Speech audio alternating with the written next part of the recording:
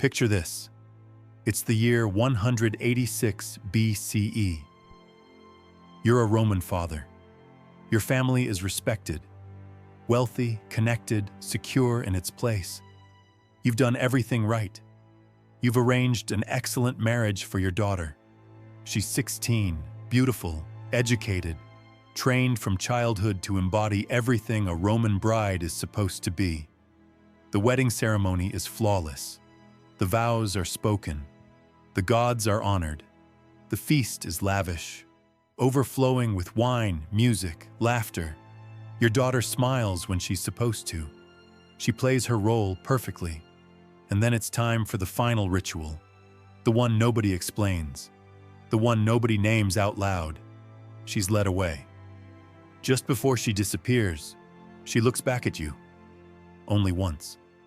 Her eyes search your face, asking a question she doesn't have words for. You don't answer. You look away, because you know what comes next, and because you know you cannot stop it. What I'm about to tell you is not myth. It is not rumor. It is not sensationalism. It is documented practice, and it exposes a collision of religion, law, and power that forces us to rethink what we believe we know about ancient Rome. Between roughly 300 BCE and 200 CE, Roman marriage law contained a provision that appears in legal texts but is almost never explained. Later medieval writers would call something similar the ius primae noctis, but in Rome it went by another name, deditus devorum, an offering to the gods. If you believe that suppressed histories, especially those involving what powerful institutions did to the powerless, deserve to be remembered, consider subscribing. Because what Rome buried, we're going to uncover. Let me tell you what Roman fathers never told their daughters. Act 1. The legal foundation. In Roman law, marriage was not just a personal bond. It was a transfer of ownership. A woman moved from the authority of her father to the authority of her husband. This transfer was called manus. Once it was complete, she no longer legally belonged to the household that raised her. But here's what the legal texts quietly reveal. Before that transfer could be finalized, before a woman could become a wife, she had to be purified. That's the word the law uses. Purificus. Purified. Rome's foundational legal document, the 12 Tables, includes a provision that has puzzled scholars for centuries. No bride of proper Roman family shall enter marriage without purification by the appointed guardians of divine will. The appointed guardians of divine will were priests, specifically priests associated with the cult of Bonadea, the good goddess, a fertility deity, a protector of women, childbirth, and marriage. Her cult sat at the very heart of Roman religious life. And here's where things turn dark. Roman religion was transactional. You gave offerings, the gods gave blessings. Grain, wine, animals, this was the normal exchange. But in the case of marriage, the offering wasn't food or blood from a sacrificial animal. The offering was the bride. Think about what that means. You're 16 years old, maybe 17. You've been prepared your entire life for marriage. You understand duty. You understand obedience.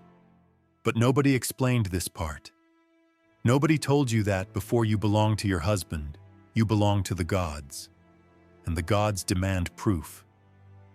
This wasn't framed as violence. It wasn't framed as abuse. It was framed as purification. And because it was religious, it was untouchable. Act 2. The chamber beneath archaeology fills in what the law refuses to explain. Across Rome, beneath major temples, archaeologists have uncovered purpose-built underground chambers. These are not burial crypts, not storage rooms, not catacombs. They share the same disturbing features: stone beds, grooves carved into the floors for liquid drainage, heavy doors with locking mechanisms on the outside. In 2003, excavations beneath the Temple of Bona Dea on the Aventine Hill revealed one of these chambers almost completely intact. What they found inside changed everything. The walls were covered in inscriptions, but not prayers, not hymns, not invocations. Names, hundreds of names, all female, each accompanied by a date, and those dates match recorded Roman wedding celebrations from the same periods. British archaeologist Catherine Johns spent 3 years documenting the inscriptions. In her report, she wrote, "These appear to be records of women who underwent some form of ritual in this space. The nature of the ritual is not explicitly stated, but contextual evidence suggests it was connected to marriage rites." That sentence does a lot of work. The nature of the ritual is not explicitly stated is academic language for something else. It means, we know what happened here, but saying it plainly makes people uncomfortable. So let's say it plainly. This was where priests claimed the right to consummate the marriage before the husband. Here's how the ritual worked. After the public ceremony, after the feast, the songs, the congratulations, the bride was escorted to the temple. Not by her husband. He was forbidden to accompany her. She was led by female attendants, older women, women who had already undergone the same ritual. She was taken underground, down into cold stone corridors, into darkness, into silence. She was brought to a chamber, behind a door that locked from the outside. Inside waited a priest, or sometimes several. The surviving sources aren't consistent, but the meaning is. We get glimpses of this practice through fragments that survived censorship. The playwright Plautus, writing around 205 BCE, references it in a comedy that was later heavily cut. Only fragments remain. In one exchange, a character says, "The gods receive their portion before any man. That is the law. That has always been the law." Another character asks, "And the bride? What does she receive?" The reply, "The blessing of purification, if she survives it." That line was removed from later versions of the play. The philosopher Lucretius, writing in the 1st century BCE, was even more explicit. Medieval monks attempted to erase the passage from his manuscripts. We only have it because a single copy survived, rediscovered in 1417. He wrote, "The rituals of Bona are called sacred, but they are terror. What the priest claims to offer to the gods, he takes for himself, and the law protects this theft with the word divine." Read that again. The law protects this theft with the word divine. That's the machinery of the system. You're a Roman father. You know this ritual exists. You know your daughter will be taken underground. You know what will happen to her. But you cannot refuse. Because it isn't framed as assault. It isn't framed as crime. It's framed as religion. And religion in Rome outranked everything. Act 3. The Silence Protocol. Here's what makes this ritual so difficult to trace through history. The women who endured it were not merely discouraged from speaking about it. They were legally forbidden. In 169 BCE, Rome passed the Lex Voconia. Buried within it is a clause governing religious secrecy. Any woman who revealed the mysteries of sacred rites could be charged with impietas, impiety. The punishment ranged from exile to death. This is why the historical record feels shattered, why the evidence appears fragmentary, why scholars for centuries claimed there wasn't enough proof. The victims were forced into silence by law. The perpetrators called their actions sacred, and the men who wrote history were either participants in the system or beneficiaries of it. But silence is not the same as forgetting. And sometimes, people find ways to speak without words. In the 1920s, archaeologists excavating a villa in Pompeii discovered a room that hadn't been sealed by volcanic ash. It had been deliberately walled off before the eruption. Inside was a fresco. At first glance, it looked like a typical Roman wedding scene. The bride, the groom, the attendants, the familiar imagery of celebration and union. But in the background, almost hidden, was a second scene. A woman being led down a staircase by robed figures. Her head is turned back. Her face is rendered with astonishing care. Her hand reaches toward a man who is not following her. The archaeologist who documented the fresco wrote, "The technical skill devoted to the obscured figure exceeds that of the central wedding couple. The emphasis appears intentional. Someone wanted that moment remembered. They knew they couldn't describe the ritual in writing. That was illegal. But they could paint it. They could hide it. They could hope it would survive. And it did. For 2,000 years. That isn't passive acceptance. That is testimony. That is a survivor, or someone close to one, documenting what the system tried to erase."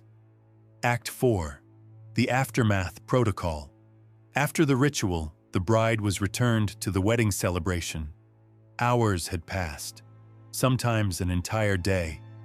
Roman wedding customs included a detail that long puzzled historians. The bride appeared before her husband wearing a veil called a flammeum, brightly colored, thick, opaque, and it was never removed. Not during the ceremony, not during the wedding night. The marriage was consummated with the bride still veiled. For centuries, scholars insisted this was about modesty, about Roman virtue, about decorum, until feminist historian Amy Richlin revisited medical texts from the period. A Roman physician named Soranus, writing in the 2nd century CE, included a brief but chilling remark in a gynecological treatise. He noted that many brides showed signs of recent injury on their wedding night. Then he explained why the veil remained in place. "The veil," he wrote, "serves a dual purpose. It preserves modesty and prevents the husband from observing evidence of the purification ritual, which might cause inappropriate questions." Read that carefully. The veil wasn't about virtue, it was about concealment. It existed to hide physical evidence of assault, so the husband wouldn't realize his bride had already been violated. The system was airtight. The bride couldn't speak. That was illegal. The injuries were hidden. That was custom. And any visible distress was dismissed as nervousness, fear, or innocence. "She's a virgin," they said. "Of course she's frightened." The machinery of silence worked perfectly. Act 5. The breaking point. Then, in 186 BCE, something happened that threatened to expose everything. A Roman woman named Hispala Ficenia went before the consuls and testified about the Bacchanalia, secret religious rites that had spread through Rome. Her testimony, recorded by the historian Livy, described systematic sexual abuse disguised as religious ceremony. Young men and women taken into underground chambers, assaulted by priests, silenced by fear and law. The Senate panicked. They launched an investigation. They arrested priests. They executed leaders. They banned the Bacchanalia outright. Rome presented this as a moral cleansing. But here's the part most people miss. During that investigation, several women attempted to testify about the marriage purification ritual tied to Bona Dea. The Senate refused to hear them. According to Livy, the consul Spurius Postumius declared, "The Bacchanalia are foreign corruptions, but the rites of Bona Dea are Roman tradition. We do not investigate tradition." That sentence explains everything. Abuse survives by calling itself tradition, by claiming age equals legitimacy, by insisting that what has always been done must be sacred rather than criminal. Most of the women were threatened into silence, but one wasn't. Her name was never recorded. She stood in the forum and described what happened to her in the chamber beneath the temple. She was arrested within hours, charged with impiety, charged with public obscenity, exiled to Sicily, forbidden from returning to Rome, forbidden from speaking to Roman citizens. She vanished from history. Almost. In 1964, archaeologists uncovered a piece of graffiti near the Roman Forum. It dates to around 180 BCE, just 6 years after the Bacchanalia scandal. Scratched crudely into stone, it reads, "Tradition is what monsters call their crimes when no one stops them." Someone risked everything to carve that message into the heart of Roman power. Someone wanted it remembered. Act 6, the adaptation. Rome never fully erased the ritual, but it changed. By around 100 BCE, wealthy families found a workaround. Instead of subjecting their daughters to the underground chamber, they paid enormous bribes. In exchange, the priests performed a symbolic purification. No chamber, no assault. Religion, they argued, performed correctly, just differently. The priests accepted the bribes. Of course they did. Because it was never really about the gods. It was about power. Once elite families could buy their way out, the truth became impossible to ignore. This wasn't sacred tradition. It was a system that allowed powerful men to assault vulnerable women with legal impunity. By the 1st century CE, the practice had largely disappeared among the elite. Among the poor, it continued for another 100 years. They couldn't afford to escape it. The satirist Juvenal, writing around 100 CE, captured the bitterness of it all. The poor still offer their daughters to the old gods. The rich offer gold instead. Even the gods prefer money to virtue now. The ritual didn't end because Rome became moral.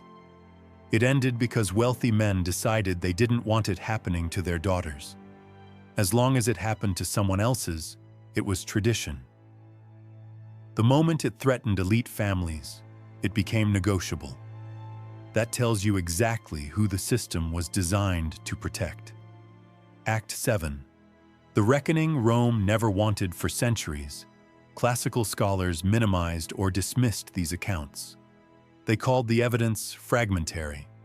They questioned the reliability of the sources. They suggested exaggeration, misunderstanding, projection. They did everything except ask the obvious question, what if this actually happened? Because acknowledging it forces an uncomfortable truth. It means admitting that Rome, the foundation of Western law, the model of civilization, embedded systematic sexual abuse into one of its most sacred institutions. It means accepting that Roman marriage was not a union between equals. It was a transaction. And part of that transaction included state-sanctioned assault, protected by religious authority and enforced by law. That's not a footnote. That's structural. And for a very long time, historians looked away. But over the last 2 decades, that avoidance has become impossible. The chambers are real. The inscriptions are real. The legal texts are real. The women's names carved into stone are real. In 2018, a research team from the American Academy in Rome published the most comprehensive study to date on the Deditus Devorum ritual. They analyzed legal codes, archaeological sites, medical texts, censored literature, and surviving inscriptions. Their conclusion was careful, measured, academic, and devastating. The evidence strongly suggests that premarital religious purification rituals in Roman culture included sexual assault of brides by religious authorities, systematized through legal and social structures that prevented resistance or accountability. That's academic language. Translated into plain English, it means this happened. It was organized, it was protected by law, and it was wrong. Act 8. The people who refused to disappear, and yet, this history is not only about cruelty, it's also about resistance, not loud resi. The woman who stood in the forum, knowing that speaking the truth would destroy her life, and spoke anyway. The artist who painted the hidden fresco, knowing it could never be displayed openly, hoping only that someone, someday, would see it. The person who carved graffiti into stone, calling tradition what it was, a shield for monsters. The families who broke custom, paid bribes, bent the rules, not because they were enlightened, but because they loved their daughters more than they feared the gods. The scholars who preserved censored fragments, copied forbidden lines, hid uncomfortable texts instead of destroying them. These people didn't stop the machine, but they damaged it. They documented it. They left evidence. They refused to let the truth vanish completely. And 2,000 years later, we're finding what they left behind. That matters. Because systems like this don't collapse when everyone suddenly realizes they're evil. They collapse when enough people refuse to participate. When enough people decide that tradition does not excuse cruelty. When enough people withdraw their consent. The wealthy families who bought their way out didn't do it out of moral awakening. They did it because their daughters mattered more than custom. That isn't heroic. That's the bare minimum. But sometimes, the bare minimum is enough to crack a system. One family refusing, then 10, then 100. Eventually, even priests couldn't pretend it was sacred anymore. When participation drops, power weakens. When silence breaks, lies collapse. That's not just ancient history, that's a blueprint. Act 9, the names on the wall. You can still stand in Rome today. You can visit the ruins of the Temple of Bona Dea on the Aventine Hill. Broken columns, weathered stone. Tourists passing by without realizing what lies beneath. But if you go underground, if you find the excavated chamber, you'll see them. The names, hundreds of them, carved by hand into stone. Julia, Cornelia, Flavia, Fulvia, women whose fathers brought them here. Women who underwent the ritual. Women who were forbidden from speaking about it. They didn't write accusations. They didn't write prayers. They didn't write demands. They wrote their names. Not defiance, not rebellion, just proof of existence. I was here. This happened to me. That was all they were allowed to leave behind, and it was enough. Because we found them, we read them, we understand, and we refuse to let Rome's version of history be the only version. 10. The question that remains. If this is the first time you've heard about this, that's not an accident. These stories were buried on purpose, and they're not unique. The Roman marriage purification ritual stands out not because it was uniquely cruel, but because enough evidence survived for us to reconstruct it. How many similar systems existed in other civilizations? How many practices labeled tradition were actually organized abuse disguised as religion? How many names are still carved in hidden chambers, waiting for someone to notice them? The machinery is familiar. Abuse cloaked as sacred duty, authority protected by law, silence enforced by punishment, victims erased from official memory. That pattern isn't Roman, it's human. The real question isn't whether this happened in the past. The question is whether we're brave enough to examine our own traditions with the same honesty. Are we willing to look at what we call sacred and ask if it's actually moral? Are we strong enough to name abuse even when it wears religious clothing? Rome couldn't answer those questions. Can we? The names are still on the walls, waiting for acknowledgement, waiting for justice, waiting for someone to say what the victims were never allowed to say. This was wrong. This should never have happened. And we remember you, not as silent victims, but as survivors who left evidence, as resistors who carved truth into stone, as women who refused to be completely erased. Your names survived Rome's empire. Your testimony survived Rome's laws. Your resistance survived 2,000 years of silence. We hear you.